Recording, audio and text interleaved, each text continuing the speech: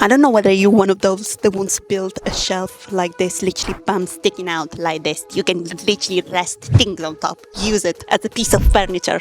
Let's build the upper glutes together. I'm gonna be showing you all the exercises that you need to be doing in order to build this shelf together. Who's excited? And as always, family, if you want me to train you to the next level, remember, link in the description. The reason why a lot of people don't have a mat shelf is because they do exercises that don't actually target the shelf. They do things like squats, deadlift variation, RDL, even Bulgarian split squats, lunges and things like that, which are, by the way, great compound exercises, but they target a different part of your glutes. So when we think about your glutes, there is 3 different muscles. We have the gluteus maximus, medius and minimus, okay? So the gluteus maximus is right at the bottom over here and is the largest part of our glutes. But then we have our gluteus medius and minimus, which tend to be on the side over here, aka the upper part of our glutes. So majority of the compound exercise will focus on the gluteus maximus, although we have a little bit of engagement when it comes to things like Bulgarian split squats, for example. So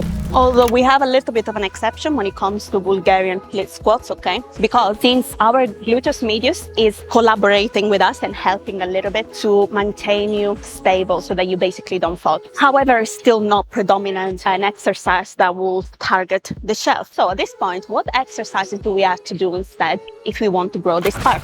Okay, so for example, this exercise is a great exercise for your upper glutes. It's basically the same as the 45-degree gluteus medius kickback, and I will show you, if you don't remember in a minute, what I mean. But why is this better? I prefer this because sometimes you might feel it more in your standing leg. So having a bench that you can rely on eliminates that factor, and straight away you can just feel it on your working leg. So I will just, for example, place this just a little bit further back than upright, so not completely upright, just one level below, and then I'll strap not the ankle but just above the ankle, if it makes sense. I would hold onto this, so you can also hold completely like that, whatever you prefer. I prefer like this, and then kick basically diagonally. So we're not kicking laterally, it's a diagonal, okay?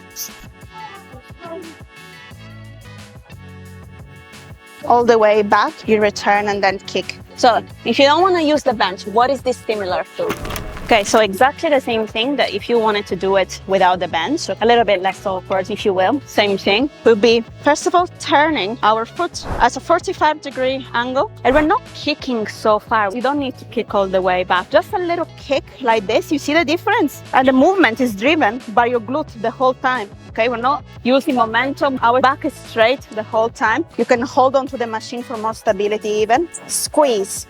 And then slowly return, passing the foot, and then again.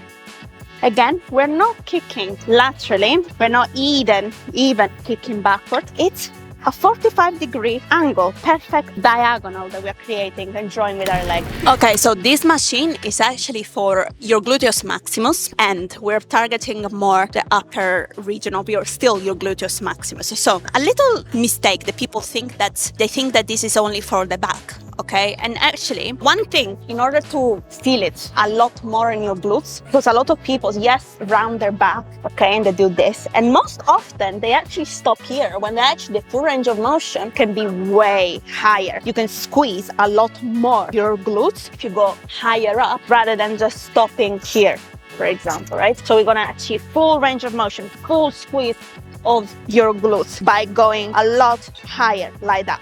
And if it hurts your back, the lower back at any point, it means that you're either overextending, so going a lot higher, so let's not do that. Or a quick way to eliminate is to round your upper back like so, and still go nice and high, okay? Obviously, if you hold the weight, it will make it even harder.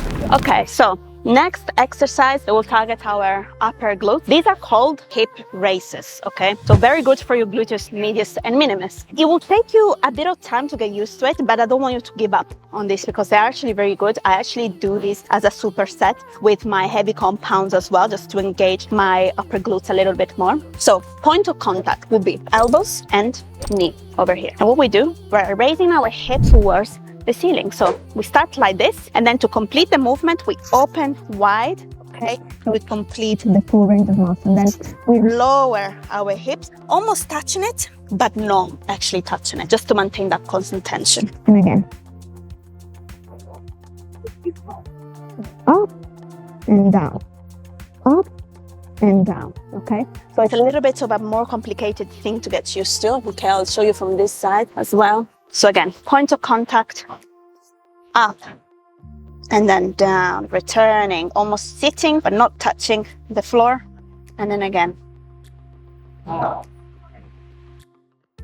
Really good. I can really feel it over here in my glutes, and it literally kills. This is a good alternative. However, if you want to target this more, you have to lean more forward. It's a little bit weird because you think, what the hell? But you'll actually have to lean a lot more forward instead of having your bum attached to the seat. The problem is with this, and we'll test out this machine right now. Yeah, the range of motion isn't great with this machine. Normally you have to add some pads. Some gyms have some sponges that you can add here between your legs and the pads, just so that you can actually have a better range of motion, because like this, my range of motion isn't great. I want to be able to close all the way down, so I don't really, some machines unfortunately they're only made for men. Okay, so we have to adapt sometimes, but yeah, so that would be the movement that you do. You want to go all the way down and close, but obviously we can't because this machine doesn't allow us. But if I found any sponges sometimes that they have, you know, at the little square that you can add here to increase the range of motion and have a better range of motion.